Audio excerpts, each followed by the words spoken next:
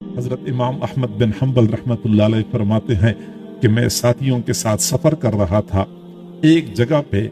قافلے کو ڈاکوؤں نے گھیر لیا، جو ہمارے پاس سامان تھا، اسباب تھا، سب کچھ ہم سے چھین لیا۔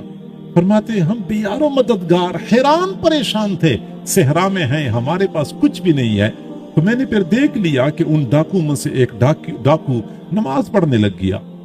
میں حیران ہو گیا، ادھر ڈاکے ڈالتے ہیں، ادھر نمازیں پڑھتے ہیں۔ جب وہ نماز سے فارغ ہوا تو میں اس کے پاس گیا، میں نے کہا اللہ کے بندے، ایک طرف تم ڈاکے ڈال کر مخلوق خدا کو پریشان کر رہے ہو،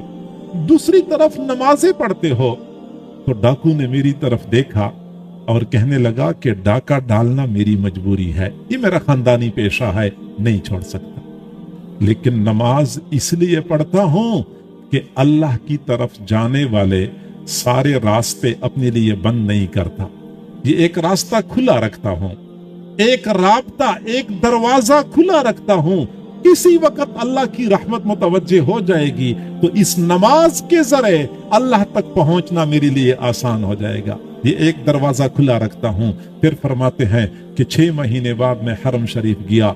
حج کرنے کے لیے، میں نے دیکھا ایک بندہ تھا جس نے بیت اللہ کا غلاف پکڑا ہوا تھا، بچوں کی طرح بلک بلک کے رو رہا تھا۔ مجھے رشک آیا، یہ کون اللہ کا ولی ہے، اس قدر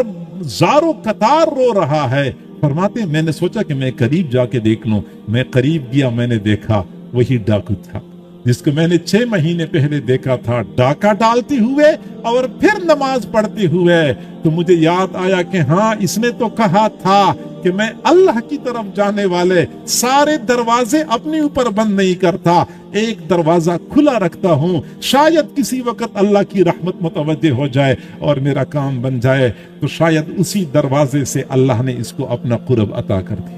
تو کم از کم یہ ایک دروازہ تو ہم اپنے اوپر کھلا رکھیں۔ گناہ نہیں چھوڑ سکتے، نگاہوں کی حفاظت نہیں ہے، زبان پہ کنٹرول نہیں ہے، کانوں کا سننا شریعت کے مطابق نہیں ہے، کھانے پینے میں حلال حرام کا کوئی فرق نہیں ہے، مخلوق کے خدا کو پریشان کرنا ہمارا وتیرہ بن چکا ہے۔ کم از کم اتنا کر لیا کریں کہ اپنے اللہ کے ساتھ یہ تعلق برقرار رکھیں، مکمل تعلق ختم نہ کریں۔